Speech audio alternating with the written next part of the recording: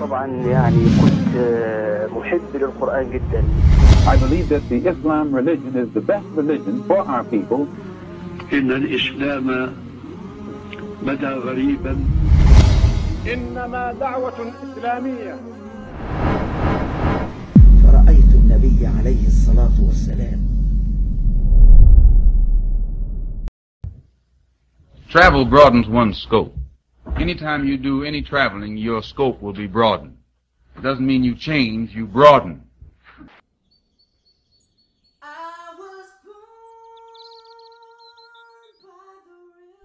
Malcolm Little was born in Omaha in 1925.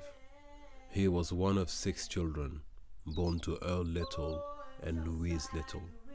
Malcolm's father was a Baptist preacher, and his mother was a writer for Marcus Garvey's newspaper.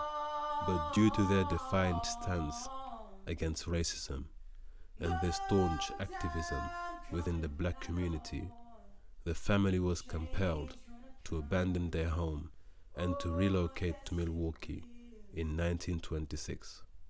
But shortly thereafter, circumstances compelled them to relocate once more. This time, they settled in Lansing, Michigan. You were born in Omaha, is that right? Yes, sir. And your family left Omaha when you were what, 1 year old? I imagine about a year old. And why did they leave Omaha? Well, to my understanding, the Ku Klux Klan burned down one of their homes in Omaha. This made your family feel very unhappy, I'm sure. Well, insecure, if not unhappy. However, as in their previous homes, the family suffered frequent harassment and intimidation at the hands of local white supremacists. Soon after they moved to Lansing, their new home was burnt to the ground. Tragically, the family was never compensated for their loss. The house burned down to the ground. No fire wagon came, nothing. And we were burned out. This traumatic incident would, in the tender heart of Malcolm Little, entrench a bitter sentiment of vengefulness and abhorrence for the white power structure. Unfortunate as it was, this tragedy was not to be the last for Malcolm or for his family.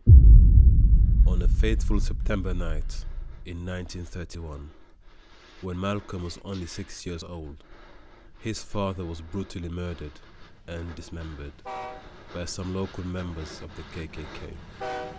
His mutilated remains were found on a railway track the next morning.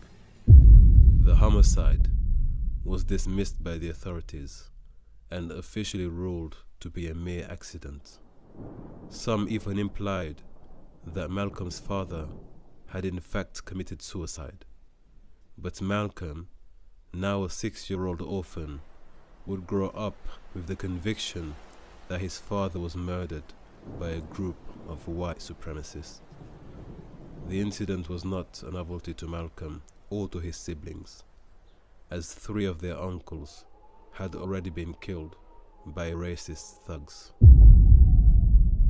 In 1938, 7 years following the murder of his father, Malcolm's mother suffered a nervous breakdown and was sent to a mental unit in Kalamazoo State Hospital. She remained there for almost a quarter of a century, secluded from her home and from her family. Sadly, resulting from this painful course of events, Malcolm and his siblings would be split up and sent to live in different foster homes. The young Malcolm excelled at West Junior High, where he was the only black student in attendance. In fact, during the 7th grade, he was elected class president. However, he left school and abandoned his studies in the 8th grade, when his English teacher had informed him that black boys could not become lawyers. Such were the accepted norms of society. Understandably, Malcolm felt that the white world afforded no place for an intelligent and industrious black man, regardless of his ambitions and aptitude. Having dropped out of school at the age of 14, Malcolm sought new opportunities in Boston, where he settled with his half-sister Ella. She resided in the middle-class locality of Roxbury. Then after a short time in Boston, Malcolm moved to Harlem in New York in 1943. Soon after his arrival in Harlem, the young Malcolm became acquainted with the underground scene and became an initiate in the dark underworld of drug dealing, gambling, extortion, robbery and pimping. Malcolm was dazzled by the nightlife in downtown Harlem, which he used to call the Technicolor Bazaar. Well, he had the reputation as being a hustler. And he was a street person, but he was a hustler. At only 17 years of age, Malcolm already had a street reputation and a significant network of criminal contacts in Harlem. As his profile developed in Harlem, Malcolm operated under a street name of Detroit Red. He was called Red because of the reddish hair he inherited from his Scottish grandfather. But by 1946, at the age of 20, Malcolm was convicted on charges of burglary. He was sentenced to 10 years imprisonment. He eventually served 7 years at Charlestown State Prison and was released in 1952. As a prisoner, Malcolm soon earned himself the nickname of Satan. He was called Satan because of his intense hatred for God and religion. In prison, Malcolm met a man called John Bembry, who was commonly known as Bimby. Malcolm had a profound respect for Bimby, who was a self-educated convict who had reformed himself and taken to serious studies while in prison. Under the guidance and encouragement of Bimby, Malcolm had developed an appetite for books that can only be described as Epicurean in proportions, and such literary indulgence that eventually led to his weakening eyesight and heavy stigmatism, subsequently resulting in his much-needed use of glasses for the rest of his life. Yet despite this setback, Malcolm consumed knowledge like a desert rose consumes sunlight. By the time he served his sentence, Malcolm had read large volumes of classical text. He had engaged in many prison debates with visiting scholars from Harvard and MIT. That's when Malcolm's name and fame started spreading amongst the prison population.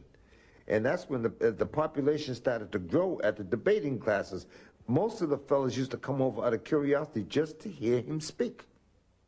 During his 7 years in prison, Malcolm received a letter from his brother Filbert, informing Malcolm that he had discovered the natural religion for the black man.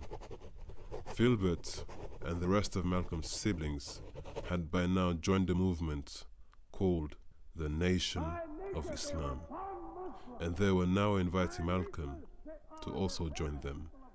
So I wrote to Malcolm and told him about, I said to him if he would believe in Allah, that he would get out of prison. And that's all I wrote, because I know he had very low tolerance for religion, and I didn't intend to lose that tolerance. But to this invite, Satan responded with fierce opposition. A short while following the first correspondence, Malcolm received another letter. This time, it was from his brother, Reginald. Malcolm thought that the letter was some kind of clever strategy or a hype written in coded language to help him escape prison.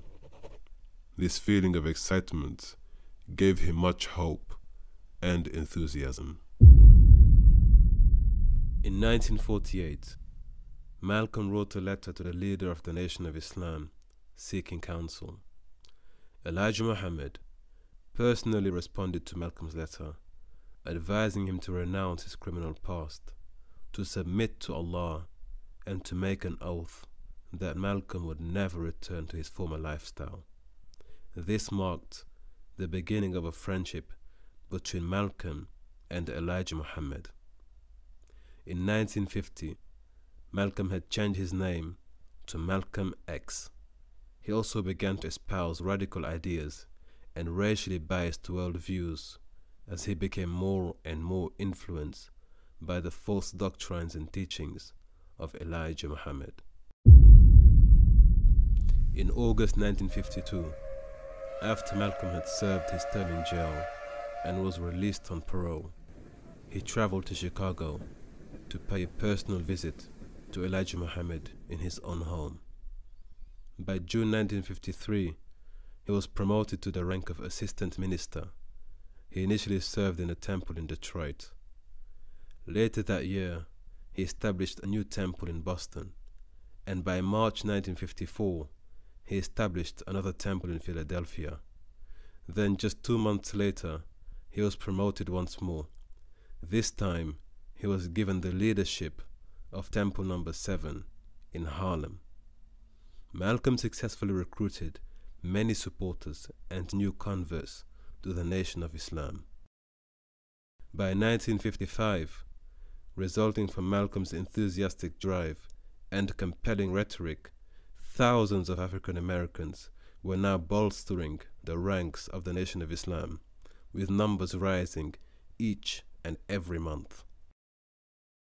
Alarmed by the rapid rise of Malcolm X, the FBI soon opened a file and began to monitor his progress.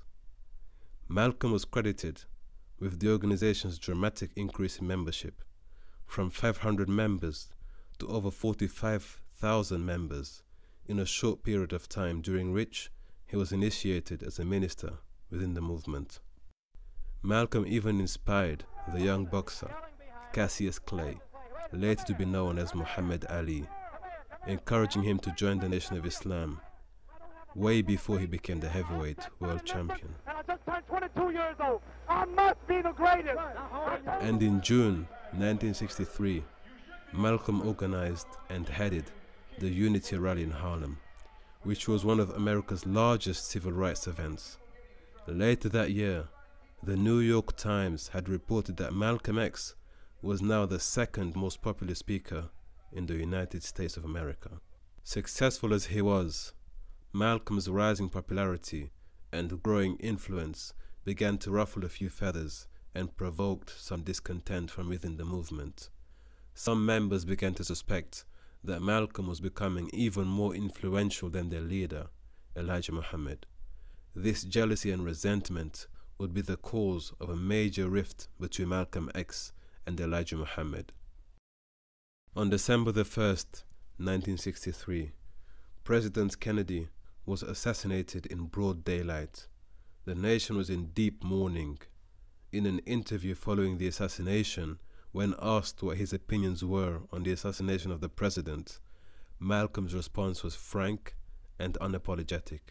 He expressed his opinion that it was a case of chickens coming home to roost. This statement prompted a series of reactions from across America and within the Nation of Islam itself. Malcolm X was condemned by the Nation of Islam, and he was banned from giving any public lectures for 90 days. Malcolm now found himself isolated, silenced, and abandoned by his own brothers. In March 1964, within a few months of having been silenced, Malcolm X publicly announced his official departure from the Nation of Islam. Malcolm X also expressed an earnest desire to collaborate with other civil rights leaders and groups. He then established the Organization for Afro-American Unity and founded the Muslim Mosque Incorporated. Soon after his exit from the Nation of Islam, several Sunni Muslims encouraged Malcolm to abandon the false doctrines of the Nation of Islam and to learn about the true Islam. Malcolm accepted their invitation, and after careful contemplation and consideration, he embraced Orthodox Islam. In April 1964, Malcolm X embarked on the Hajj, the sacred pilgrimage to the heartland of Islam in modern-day Saudi Arabia. A day following his arrival in Jeddah, Malcolm X was informed that the Crown Prince Faisal had extended a personal invite welcoming Malcolm as an honored guest of the kingdom. and in a gesture of brotherhood and kindness, Malcolm X was entertained and hosted by King Faisal himself following the Hajj ceremonies. How would they accept you as one? You're an American. There are few American Muslims. This is true, and by being an American and not having not being able to speak the Arabic language, I did strike a snag, a very serious snag, but I was fortunate to have been pretty well known by the officials in Arabia, and they knew too that I had accepted Orthodox Islam. It had been highly publicized in the paper, and I became a guest of the state. I was a guest of Prince Faisal, the present King Faisal, and they made it possible for me to go before the committee, Hajj committee or Hajj court, who examines you and asks you questions about your belief, and if you pass it, then you are okay to go to Mecca. But you would have to have a translator then. I had one. In Mecca, during this religious Hajj, it would be an anthropologist's paradise, because never at any time or any place can you find a wider variety of specimens from the human family together at the same time than during this pilgrimage. Every type of human being imaginable is there. All colors, all sizes, all everything. As I pointed out in the letter, during the religious ritual, you eat actually with your hands. All of the time. I was eating from the same plate with people who in America would be considered white, whose hair was blonde, whose eyes were blue, and whose skin was white. Yes. There were black people, brown people, red people, yellow people, and white people. Every specimen of humanity was represented there. But one thing I noticed about these, they didn't act white. They didn't act like the white people whom I had always known. In studying it, and any Afro-American who's involved in any kind of experience, the yardstick that he uses to measure it is racism. When you find a black man, a so-called Negro from America, any situation he comes in contact with, he's measuring it from the racist point of view, because this is his experience. This is the American experience for a black American, so-called black American, or a black so-called American.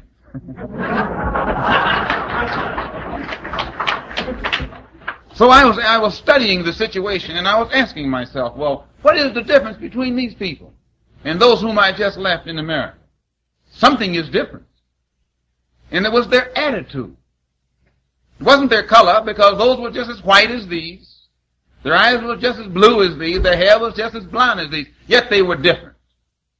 And the difference was not in the color, but in the attitude. So I was searching to find an answer as to why, and I thought I did. The fact that they had accepted the oneness of God, as does everyone who's on that pilgrimage, had the chain reaction effect of forcing them also to accept the oneness of the human family. So that by accepting the oneness of God, they regarded all people, all persons, as part of the human family. They didn't judge them by the color of their skin, but the different complexions present only represented the different complexions that go to make up the human family. Not one being any better than the other, or one being any different from the other. And this was reflected in their attitude, because they looked upon all of mankind as a brother. They looked upon themselves as being nothing but another brother. They didn't have that air, I am white. White to them didn't mean the same thing that it means in America. When a man in America says he's white, he means something much different from what is meant by that man over there. When this man over here uses the word white, right in the sound of his voice, right in the essence of his being, is something that you and I are able to detect, and I think you'll have to bear me witness. Over there I didn't find that. So I said to myself, and I wrote it back, that if Islam, if that philosophy can remove from those people who are supposedly white this ingredient of racism that we have always discovered and felt the results of in this society, if it can remove it from that, perhaps if these people over here with the blue eyes and the blonde hair and the white skin and the bad attitude can study that philosophy and be affected by it in the same manner, perhaps they too can be saved from the disaster that they must inevitably run into if they continue to practice or display the same racist attitude that we see reflected. Now, if this is a change in my original attitude, then let it be. But I'd rather say that travel broadens one's scope. Do you feel that your message, apparent message of love that you brought back from Islam is the real reason they're after you, because you're not hating as hard as they want you to? Well, I never did hate anybody hard. But I do know that when I wrote that letter saying that there were white people in Mecca, it shook up a lot of Muslims, because most of the Muslims who follow Mr. Muhammad absolutely believed that it was impossible, physically impossible, I should say divinely impossible, for a white person to go to Mecca. And my trip there shattered that image, or that misconcept. Soon after his enlightened journey to Mecca, Al-Hajj Malik al-Shabazz, as he now came to be known in the Muslim world, embarked on a trailblazing tour of Africa. During these visits, he met officials, gave interviews, spoke on national television and on radio stations in various countries such as Egypt, Ethiopia, Tanzania, Nigeria, Ghana, Guinea, Sudan, Senegal, Liberia, Algeria, and Morocco. Kwame Nkrumah of Ghana, Gamal Abdel Nasser of Egypt, and Ahmed Ben Bella of Algeria had each invited Malcolm X to serve as a minister in their governments. When my father was abroad, we had a world map on the living room wall. And anytime you got a little lonesome and wondered where Daddy was, we'd run over to that map. And where is he now? And he's in Cairo, which is the capital of Egypt. And he's over here with Nkrumah, and he's over. So there was a different kind of passage that we maintained when he was abroad. Following a speech at the University of Ibadan in Nigeria, the Muslim Students Association honored Malcolm with the Yoruba name of Omowale, which means the son who has returned home. By the time Malcolm left Africa, he had met with most of the continent's leaders. In November 1964, on his way back home from Africa, Malcolm stopped in Paris, where he delivered a lecture at the Salle de la Mutualité. A week later, Malcolm flew to the United Kingdom, and on December the 3rd, he participated in a debate at the Oxford Union. The debate was so highly anticipated that it was televised across the nation by the BBC. BBC World Service.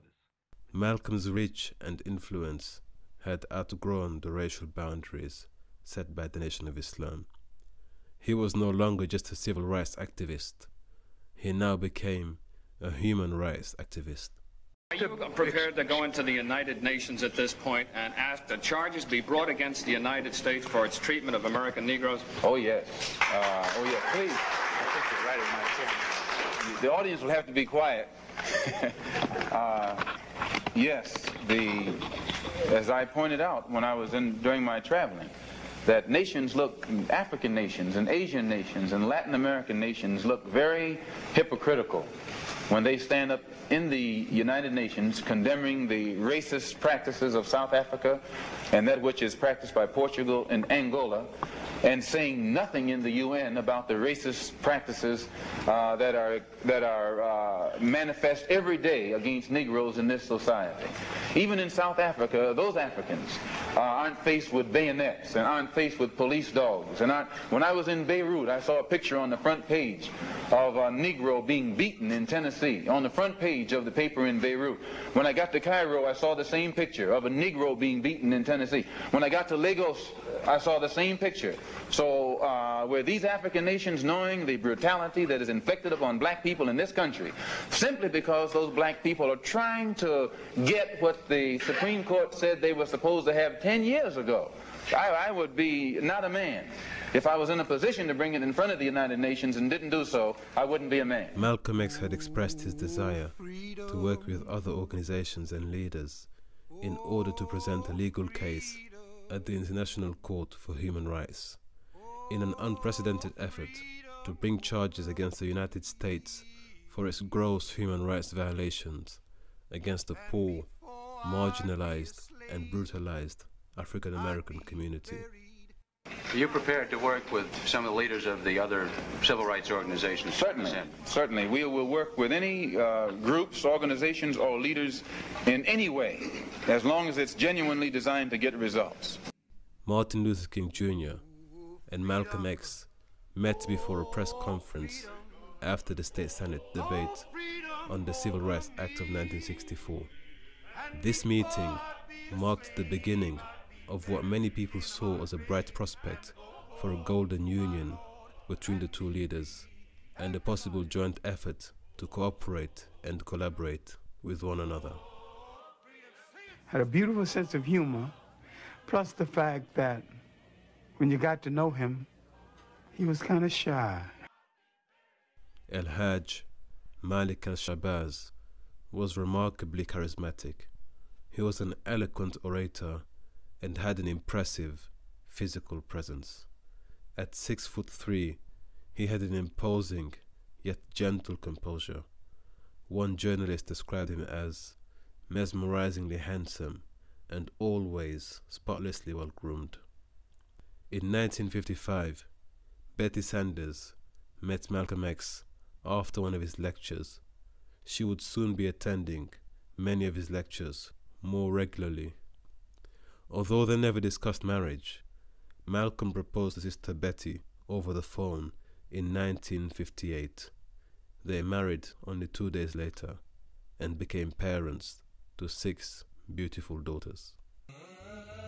He sometime, if I could catch him, would have to read to the children. They would always want the story read again, so that they would really just wait until he was on the last page and said, read it again, read it again, read it again, you know, and so that he started giving the books different endings. Malcolm's departure from the Nation of Islam had been preceded by growing tensions between Malcolm X and Elijah Muhammad, particularly over rumors concerning Elijah Muhammad's adulterous relationships with some of his teenage secretaries. Are you not, perhaps, afraid of what might happen to you as a result of making these revelations? Oh, yes. I probably am a dead man already. After his ignoring the rumors, Malcolm's suspicions were confirmed when he spoke to Elijah Muhammad's own son, Wallace Muhammad. The suspicions were also validated by the testimonies of some of the young women who had been sexually exploited by Elijah Muhammad himself. So I told him, yes, I said, I know about that. I said, you can see things, but you don't want to see it, so you just blot it out your mind.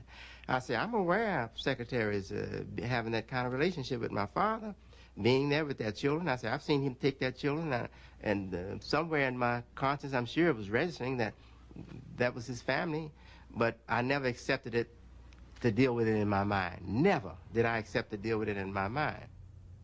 But by now, there were rumors circulating that highly placed members of the Nation of Islam were plotting to kill Malcolm X. Why are they threatening your life? Well, primarily because they're afraid that I will tell the real reason that that I'm out of the black Muslim movement, which I never told. I kept to myself.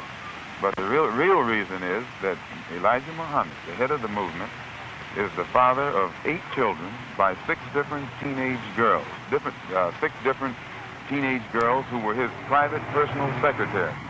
The one who first made me aware of this was Wallace Muhammad, Mr. Muhammad's son.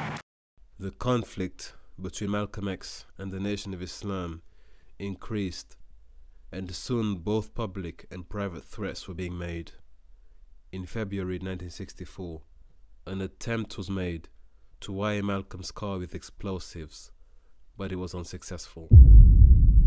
In the weeks and months to come, Malcolm's wife would receive a string of anonymous phone calls, each one delivering blood-curdling threats. and on June the 8th, 1964, FBI tapes recorded a man calling Malcolm's home, instructing Sister Betty to tell her husband that he's as good as dead. Had you had any threats, anything like this? Had any threats? That's all I get is threats. I get not less than 6 or 7 threatening phone calls every day. And by June 1964, the Nation of Islam had sued Malcolm X in an attempt to claim his residence in New York. Sadly, Malcolm lost his home and the entire family was ordered to vacate the premises. But the Nation of Islam was not yet satisfied.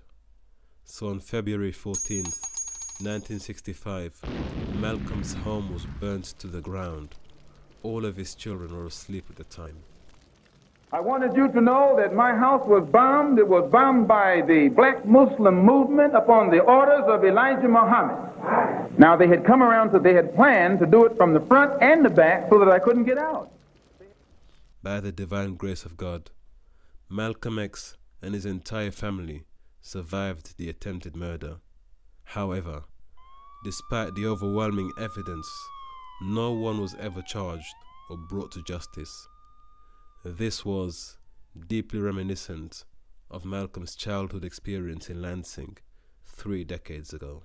The following week, on the 21st of February, 1965, during the final hours of his life, Malcolm X was preparing to deliver a lecture before the Organization of Afro-American Unity in Manhattan's Audubon Ballroom. In fact, the night before he was due to deliver the lecture, Malcolm X felt uneasy about the event. He called his wife and children, informing them to come and visit him the very next day. This was unusual, as by now he was so aware of the imminent threat to his life that he would strictly forbid his family from attending any of the public meetings, but not on this occasion. Soon after he greeted the audience, there were screams and distressed voices echoed throughout the hall. An unknown man seated in the front row then rushed forward and shot Malcolm.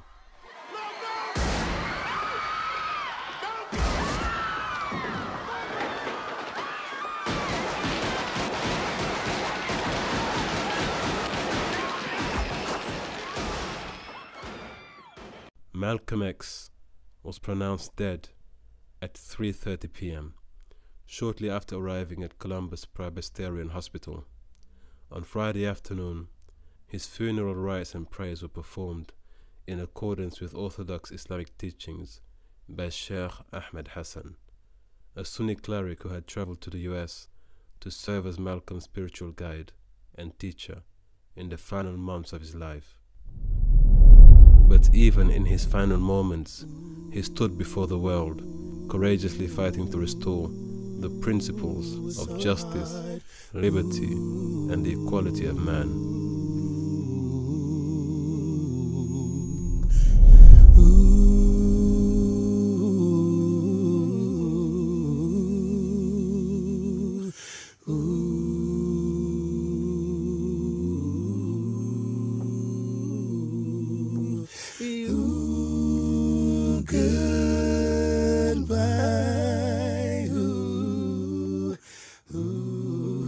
He went from a criminal operating in Harlem's underworld to becoming a world-class advocate for justice. His career unfolded while he was a physical prisoner, but his achievements blossomed when he became a liberator of hearts and an emancipator of minds. If I judge a man by his conscious behavior, I am not a racist. I don't subscribe to any of the tenets of racism. Then there are good whites and good blacks and bad whites and blacks. It's not a case of being good and bad, good or bad blacks and whites. It's a case of being good or bad human beings. Al-Hajj Malik al-Shabazz opened America's eyes to the message of Islam. His example opened many hearts to the collective call of brotherhood. His biography demonstrates the universality of Islam for all people, regardless of race or status.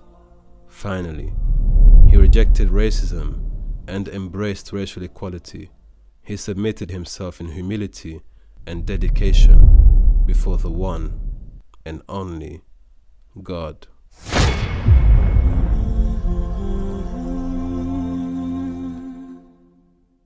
I'm a Muslim. If there is something wrong with that, then I stand condemned. My religion is Islam. I believe in Allah. I believe in Muhammad as the apostle of Allah. I believe in brotherhood of all men.